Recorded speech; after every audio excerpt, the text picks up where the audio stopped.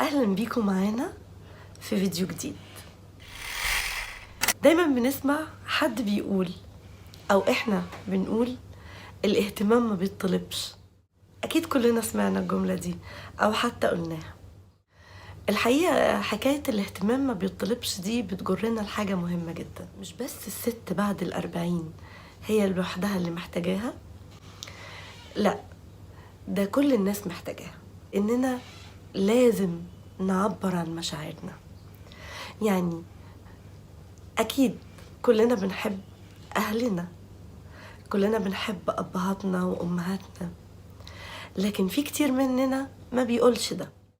لازم نقول، لازم نعبر.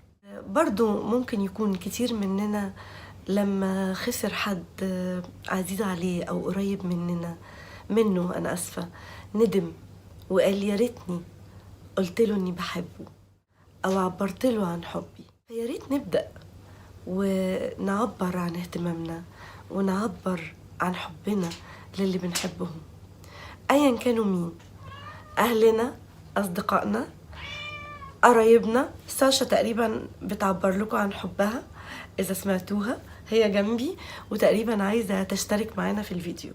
نرجع لموضوع الفيديو، هو الاهتمام. على فكرة مش بس بنحتاج حد يهتم بينا، لا، ده احنا كمان بنحتاج حد يحسسنا انه محتاج اهتمامنا. ارجوكوا عبروا عن مشاعركم، ما تكتموهاش. لما تحبوا حد قولوا له احنا بنحبك. مش عيب ومش غلط، بالعكس، العيب والغلط انكم ما تعبروش وما تقولوش.